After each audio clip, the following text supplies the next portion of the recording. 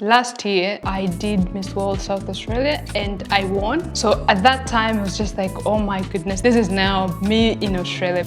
In Kenya, we call it Milo. So I was like, what is my...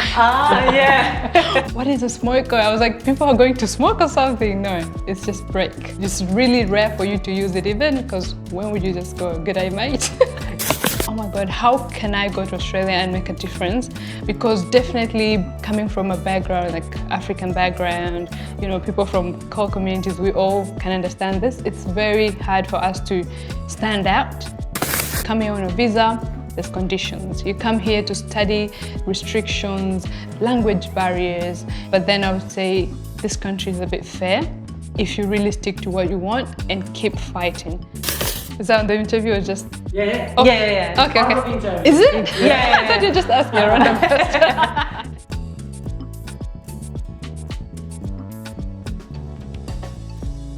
Welcome, Josephine. It's great to have you here. Oh, thank you. It's my pleasure to be here tonight. Yeah. To start off, let's get to know you first. Tell us your name. What do you do? How long you've been living in Australia? So my name is Josephine Komen. I am originally from Kenya.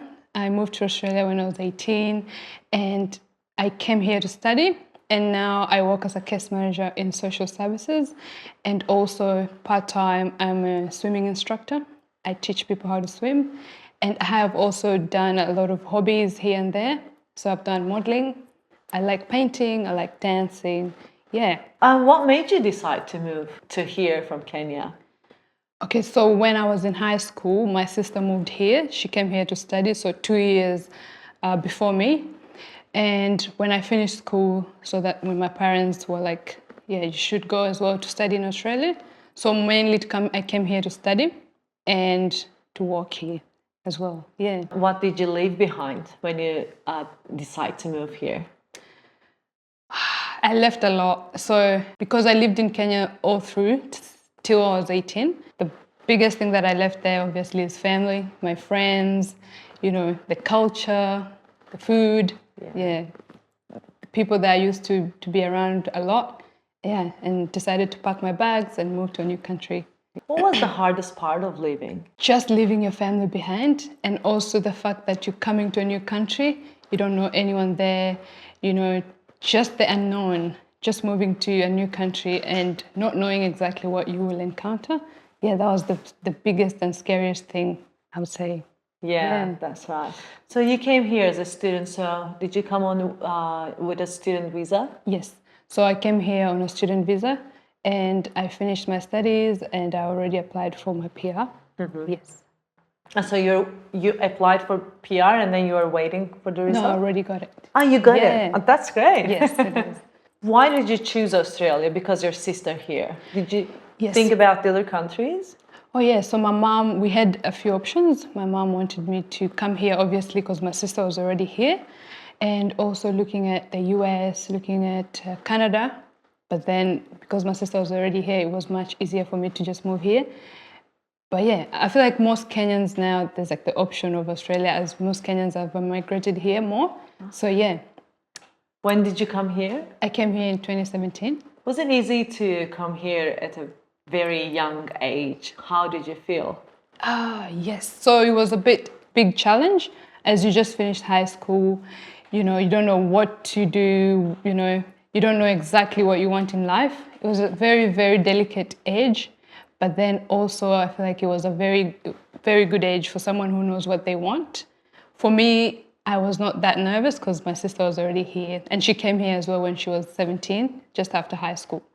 Yeah. But then it is a very, very challenging age as you just leave your family, everyone behind, and you just, you know, just pack your bags and move to a new country by yourself. Yes. Yeah, it's very scary.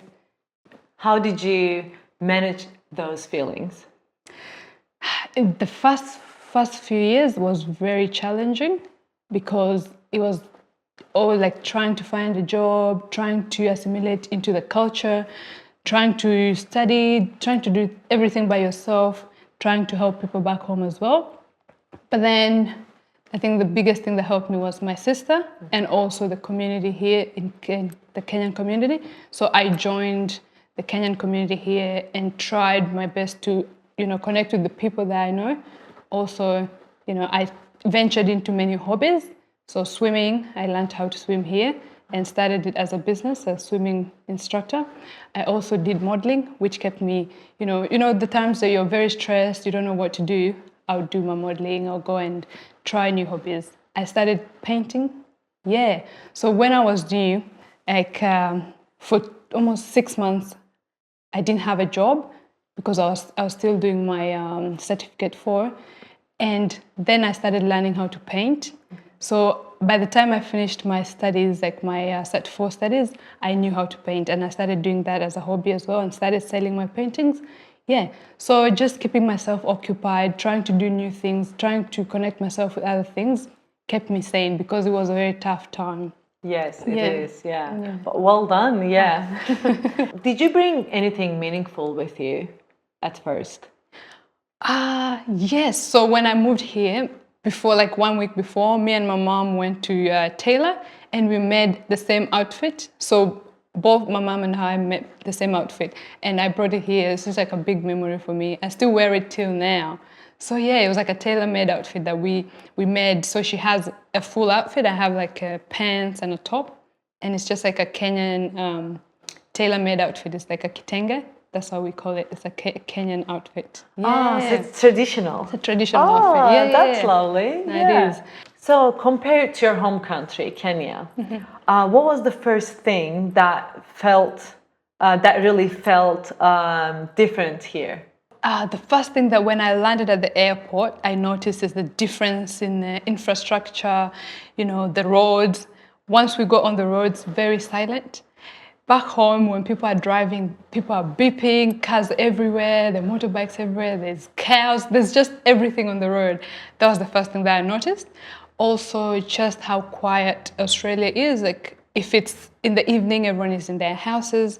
So in Kenya, people are everywhere. People are just socializing, people are loud. Here it's very quiet. So the social life here is very different compared to back home. That's the first thing that actually just, made me think, wow, this is so different. Even in the bus, you get in the bus, everyone is just quiet on their phones, everyone is on, having headphones on. Back home, people are talking, there's music in the car, there's hawkers selling food. Yeah, there's a lot of energy back home compared to here. Yeah. How did you feel? Did you like it or? At first it was very, very scary. It's like very depressing. Like, why is everyone quiet? Why is no one talking to me? Compared to home, you'd get in the car, everyone's just like, hi, people greet each other. Yeah, here it's totally different. Everyone is on their own. Yeah. Now you get used to it? Or? Now I'm used to it, but not very used to it because sometimes I'm just like, God, why is it so quiet here? Yeah, it is very quiet. Now it's your turn. What felt different first? Start your comment with, the first thing that felt different was, I'll go first. The first thing that felt different was feeling safe alone in nature. We'd like to read your comments and get to know you a bit better. Let's connect in the comments. So did you face any language barriers here? Because for me, I didn't, because in Kenya we study English all through high school. So moving here was not, language was not a barrier as I came here already speaking English. But then there was differences in the slangs. So yeah, things like first job I had, I worked in aged care. And so you have to serve the residents food, and there was differences in food. Someone would call you and say, can you bring me a Milo? In Kenya, we call it Milo. So I was like, what is Milo? What is Milo? So I was like, oh, I'm going for my break. Someone's like, I'm going for my smoker. What is a smoker? I was like, people are going to smoke or something? No, it's just break. So the differences in the slangs was something I had to get used to. Yeah. Yeah. How is your relationship now with the Aussie slang? Now I'm all good. Yeah. You're good? Nah, I'm all good now. Do you have any favorite Aussie slang? My favorite one, I was the first one to hear, is a g'day mate. Yeah, that's just like everyone knows this one, g'day mate. I liked it, but it's really rare for you to use it even, because when would you just go, g'day mate? Yeah. What was your most, I really live in Australia now moment? Last year, I actually participated in Miss World. So I did Miss World South Australia and I won. I was the Miss World South Australia finalist. So at that time, it was just like, oh my goodness, this is now me in Australia, because all along it's just like studying, going to school, meeting people from cult communities. We're just in, the same jobs. But then I was the only African girl competing against all these Australian girls. I think that was the first time ever I was like, oh my God, this is just me living the dream. Finally, yeah. It felt... Actually, that's great. I know. Miss World. I know. It felt so surreal. I couldn't believe it, because before I moved here, I thought to myself, when I was still in preparations to move here, I was thinking, oh my God, how can I go to Australia and make a difference? Because definitely coming from a background, like African background, people from core communities, we all can understand this. It's very hard for us to stand out because of definitely the barriers that we have that prevent us to move forward compared to the people that are already born here. So my first thoughts were like, maybe I'll go to Australia and do something crazy, run in a marathon, try modeling, try dancing. I'll go and do something ridiculous that will put me out there. But then last year was when I was like, oh my goodness, finally I'm doing something that I always wanted to do, just modeling. And yeah, that was the first time I felt like, wow, dreams come true. Yeah, that's amazing, actually. Yeah. And you tried everything, and then finally you found something. Yes. Yeah, wonderful. Do you think people from different backgrounds here are given equal opportunities?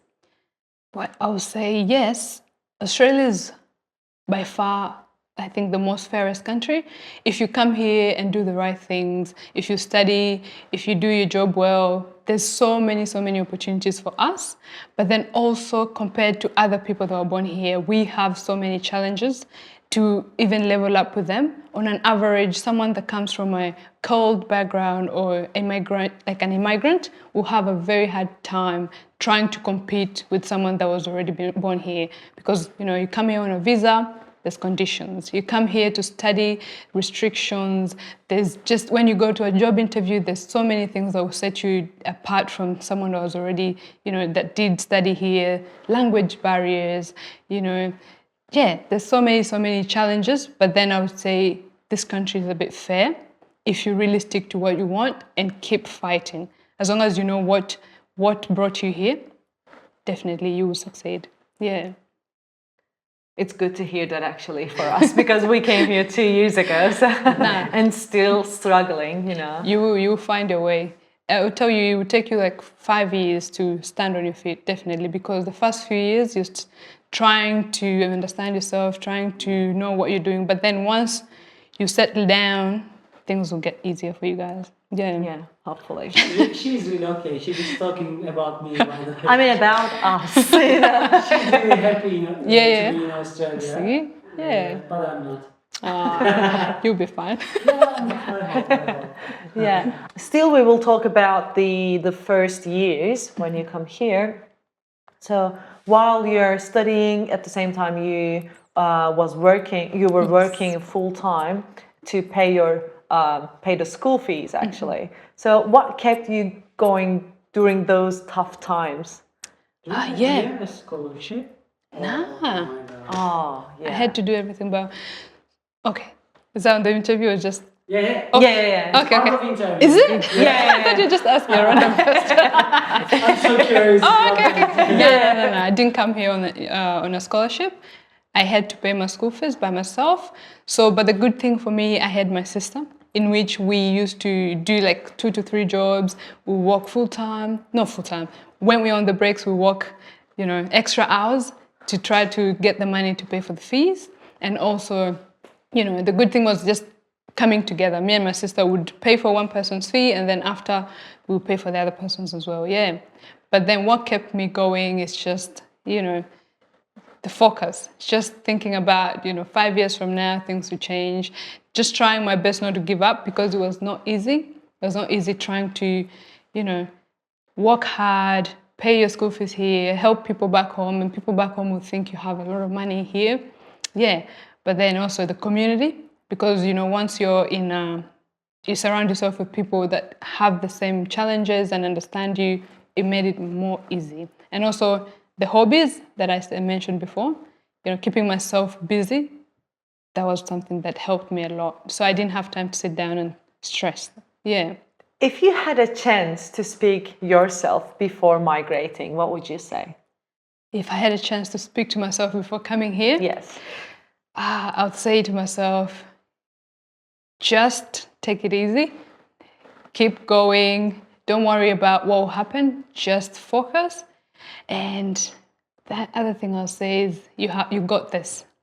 Just go. Yeah. Because I was doubting myself in the beginning. I was like, I don't know if this is a good idea. My mom as well, she was like, oh, fingers crossed, you guys just go and see what happens. I'll pray for you. But then thinking about it now, it was the best idea ever because we've learned a lot. If I was in Kenya compared to me being here, there's so many things that I have learned here that I would not have learned in Kenya. There's so many opportunities that I found here that definitely I won't get in Kenya if I was back there. Yeah. So I would just say to myself, you got this. Yeah. How do you think you've changed since you moved here? So what's the difference? Okay, so if I compare myself to myself in 2017 when I moved here, I'll say there's so many things that I have changed, that I've changed in my life. I have become more resilient, if you ask me. There's so many things that I didn't know I could overcome that I have come to pass. I'm like, oh my goodness. I was a very young person compared to now. I would look at myself and think, how did I even manage to do all the things that I did when I was 20, I was 21, 19? Yeah, so I've become more stronger, more confident in myself. I'll tell you, moving here, I was very shy. All through high school, I was very quiet, very shy person. But then over the years, I've come to improve in so many things. I did modeling. I have, back home, I'd never, ever would go up on a stage to do anything like that. I did modeling to fight off the fear to start with. I started it as something to challenge myself. I was like, I'm gonna do it. If I fail, I fail. But then throughout the years, it has become something that has actually made me grow and understand that I can do so many things. I could even model. I could speak on a podcast like today. I could do whatever, yeah. So I've grown mentally, physically, Yeah, Yes. that's amazing. Yeah. If I ask to you your proudest moment so far, what would you say? Okay, so one proudest moment I still remember from last year, I would say, was me invited to the parliament by the Minister of Multicultural Affairs to speak about my swimming program initiative and how we can help the people from the CAL communities involve themselves in programs that will keep them busy in the community and will keep them, connected together. So that was something that I was so happy to do because moving here, it's not easy for you to suddenly just get invited into the parliament, and even for the minister to invite you to a private meeting to speak to you about what you're doing. And I would encourage anyone that's trying something new, just keep going because you never know where it will land you. Yeah. Do you feel like you belong in Australia now? That question is very challenging because you would never ever feel like you belong here, especially us that we moved here. So for me, 18 years of my life I spent in Kenya, and the past 7 to 8 years now spent here in Australia. So comparing the times, I don't think you would definitely ever feel fully like you belong here. But then I feel more grounded now. I feel more, that I understand the culture. I understand people. The people here are more warm to us now. But then, I feel like slowly I'm starting to, get to feel like, okay, I can do anything that I wanted to do. Yeah. But then, it's something that it's changing slowly because definitely for me, it's been a tough thing to say because you can't, it's like identity crisis, honestly. When you move here, you have that identity crisis. You're Kenyan, but then you're trying to live here in Australia. You have to almost like forget all these things that trying to adapt new things. Yeah. If someone from Kenya, especially a young woman, were thinking of moving to Australia, what 3 pieces of advice would you give them? Okay, so if someone is moving to Australia, if planning to move to Australia now, for me, I'll give you 3 good advices that no one gave me when I was moving here. I would say, first of all, know yourself, know what you stand for, know exactly what you want in life. The second thing I would say, remember what you came here to do, remember why you came here. And the last thing I'll say, don't forget where you came from. For me, I've always tried to carry that identity. I'm always proud to represent the Kenyan community. I'm proud to represent my African background. I would go even to Miss World to do Miss World. I wore my afro out there. I was like, you know, I'm trying to represent myself. This is who I am. Just focus and remember who you are. That would help you a lot, because when you move to a new country, there's so many things that would distract you. And if you're not focused, you will end up in the wrong direction. Yeah. Yeah, fantastic answer. Thank you. Yes. Let's talk about Kenya. If you had to choose one photo to represent Kenya, what would it be? I would say the most famous thing about Kenya, we have the Masai Mara, the safaris. I feel like everyone knows that already. So yeah, I'll just pick out the Masai Mara, the beautiful nature, the beautiful wildlife we have in Kenya. That's what stands out the most about Kenya. Can you describe it a little bit more? Okay, so when you go to the Masai Mara or the national parks in Kenya, we have the big five, the wildlife, the lions, the giraffes, the elephants, the zebras, yeah, name it, all the wild animals there. So you go on a safari, you go on it's like a truck, yeah, and there's a driver that will take you around the safari. You look at the lions up close, look at all this beautiful wildlife. So in Kenya, that's something that I am proud about. You know, we preserved our wildlife and we promote it, you know, every day. Yeah. Yeah. Do you have an experience there? Yeah. When we were in school, I think the school holidays will go on the safaris. Yeah. So many times. You should go there. We should go there. You should. I'm promoting Kenya now. You should come to Kenya. Yeah. What about you? Do you think you will ever go back to Kenya one day? Yeah, definitely.